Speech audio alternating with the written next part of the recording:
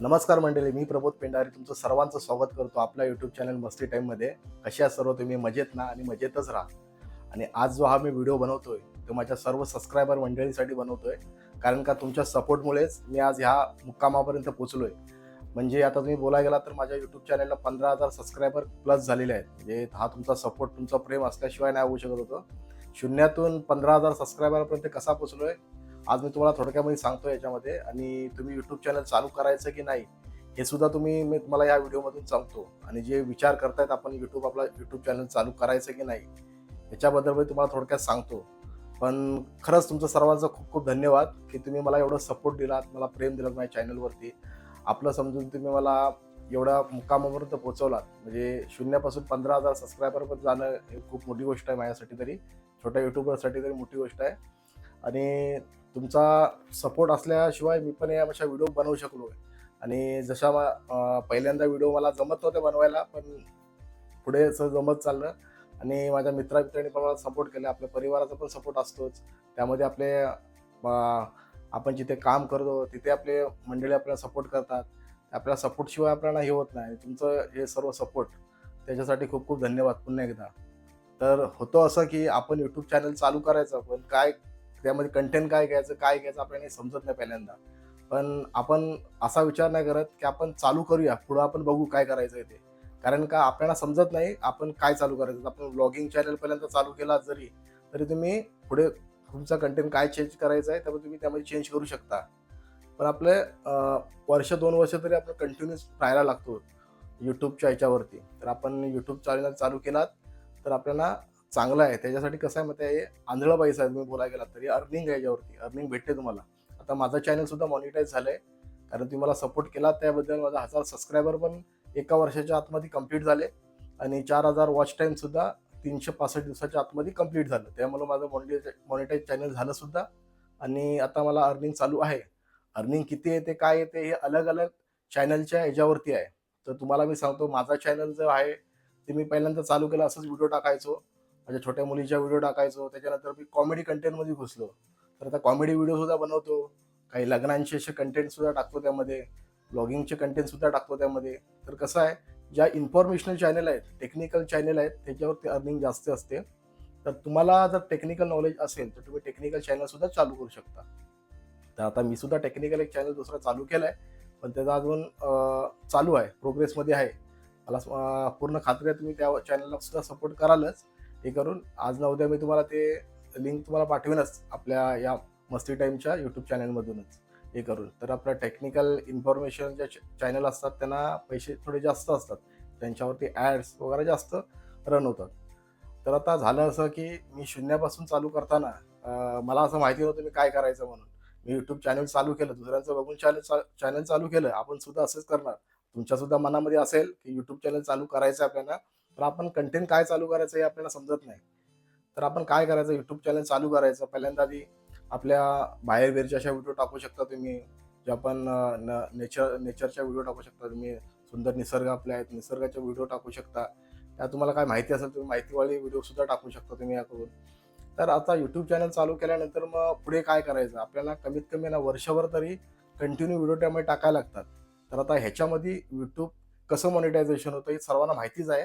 पण जे new YouTuber असतील त्यांना माहिती नसेल तर त्यांनी समजून घ्या, की एका वर्षाच्या आतमध्ये आपल्याला 1000 सबस्क्रायबर आणि 4000 वॉच टाईम किंवा हा अ, 100 मिलियन पर्यंत आपल्याला व्ह्यूज लागतात. पण ते होत नाही.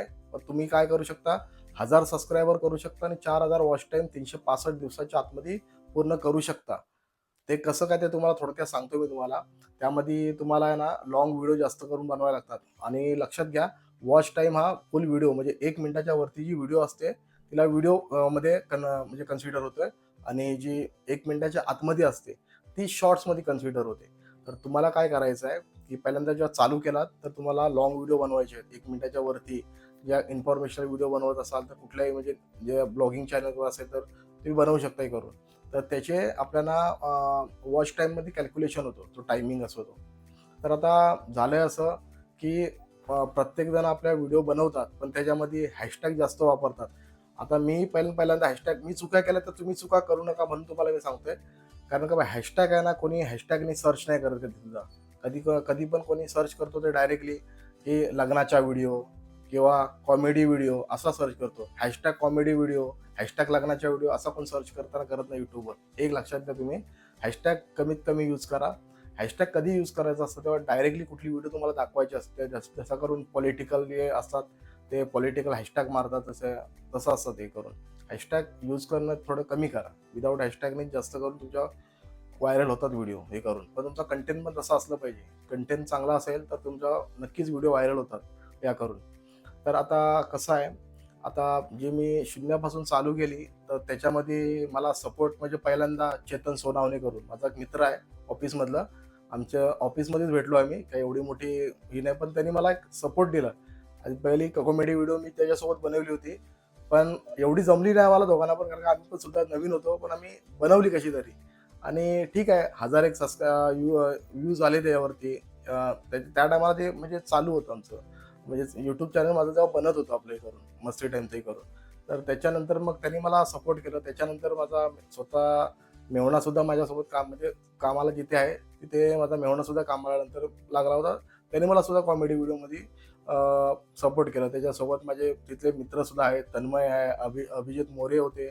त्याच्यानंतर मग संदेश कदम माझा जो सर्व्हिस हेड आहे ते सुद्धा त्याच्यामध्ये आमच्यामध्ये यायचं. आम्हाला खूप मजा यायची त्या गोष्टी, म्हणजे कॉमेडी व्हिडिओ बनवताना. खूप म्हणजे खूप मजा मस्ती मजा चांगला असायचं त्या टायमाला हे करून, असं हे चालायचं. मध्ये थोडं प्रॉब्लेम झालं कारण का माझं डिपार्टमेंट चेंज झालं आणि माझा मेहुण्याचं डिपार्टमेंट चेंज असल्यामुळे आम्हाला जमायचं नाही व्हिडिओमध्ये बनवण्यासाठी. असं काय नाही की प्रथमेश सोबत असं काही नाही. अलग अलग झाल्यामुळं आम्हाला जमत नाही काहीतरी व्हिडिओ बनवण्यासाठी. तर आता होतंय असं की आपल्याला यूट्यूब चॅनल चालू केल्यानंतर मग आपण काय केलं पाहिजे आणि काय नाही केलं पाहिजे ह्या तुम्हाला गोष्टी सांगतो. कुणाचा डायरेक्टली कंटेंट उचलून डायरेक्टली तुम्ही टाकू शकत नाही, त्यांच्याने तुम्हाला कॉपीराईट स्ट्राईक लागू शकतो. एक लक्षात ठेवा, कॉपीराईट आणि कॉपीराईट स्ट्राईकमध्ये फरक आहे. कॉपीराईट मग कधी लागतो जेव्हा तुम्ही कुणाचा म्हणजे आपण सॉन्ग डायरेक्टली आपण व्हिडिओमध्ये वापरतो तर कॉपीराईट लागतो. कॉपीराईटने तुमचा चॅनल डिलीट होत नाही, कॉपीराईट स्ट्राईकने तुमचा चॅनल डिलीट होऊ शकतो. हे लक्षात घ्या. कॉपीराईट स्ट्राईक तुम्हाला आलं तर ती व्हिडिओ तुम्हाला डिलीट करावी लागते, कारण का ती दुसऱ्याचे त्याचा ओनर दुसरा असतो. तर ओनरने कॉपीराईट स्ट्राईक टाकली तर तुमचा चॅनल डिलीट होऊ शकतो. तर तुम्ही पहिल्यांदा असं काही करू नका ज्याने तुमच्या चॅनलला कॉपीराईट स्ट्राईक लागेल, असं काही करू नका. माझ्या सुद्धा युट्यूब चॅनलला स्ट्राईक लागली होती, पण आपला मित्र आहेत म्हणजे जे आपले युट्यूबर आपल्या गाव साईडचे माझे युट्यूबर मित्र आहेत, त्यांनी मला थोडं सपोर्ट केलं. म्हणजे माझा कोकणी प्रसाद करून एक मित्र आहे, त्यांनी मला सांगितलं असंच व्हिडिओ डिलीट कर, कारण का त्याला माहिती होतं त्याच्या सुद्धा चॅनलला स्ट्राईक लागली होती, म्हणून त्यांनी मला सांगू शकला तो. तर असं आहेत ना, आपण यूट्यूब चॅनल चालू केल्यानंतर मग हे कॉपीराईट असेल तर ठीक आहे, पण कॉपीराईट स्ट्राईक जर लागत असेल तर ती व्हिडिओ तुम्ही लवकरात लवकर डिलीट करा. आणि कसं असतं, यूट्यूब चॅनल चालू करायचं म्हणजे आपल्याला सपोर्ट हे खूप गरजेचं असतं. म्हणजे जेव्हा आपण चालू करतो तेव्हा, जसं मला आता तुम्ही सर्वांनी सपोर्ट केला आहे. आणि कसं आहे, आपल्या घरचे तर आपल्याला सपोर्ट करतात, आपल्या ऑफिसमधले आपण सांगून त्यांच्याकडून सुद्धा सपोर्ट घेऊ शकतो. आपले मित्रमंडळी आपल्याला सपोर्ट करतात. नवीन यूट्यूब चॅनल चालू केला त्यांना सांगायचं की थोडा माझ्या लाँग व्हिडिओ आहेत त्या पूर्ण बघा, म्हणजे त्याच्याने तुमचा वॉच टाईम कंप्लीट होत जाईल.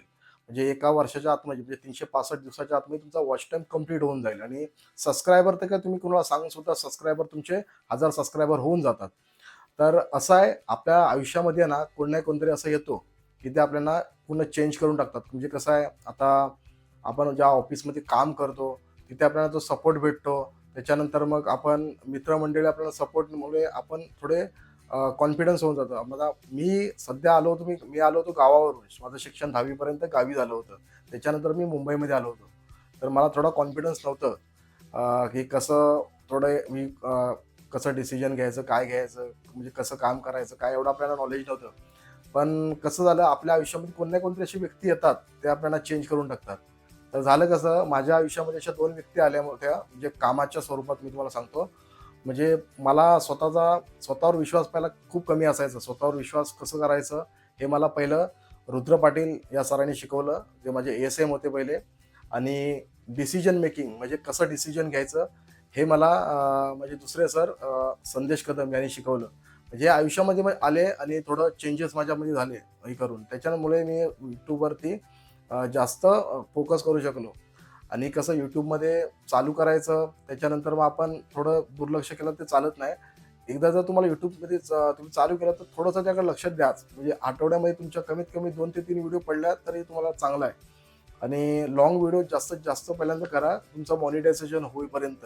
त्याच्यानंतर तुम्ही शॉर्टनी कसं तुमचे शॉर्ट्स व्हिडिओने तुमचे सबस्क्रायबर येतात आणि फुल व्हिडिओ केला तर तुमचे वॉच टाईम वाढतो. हे लक्षात ठेवा कधीसुद्धा.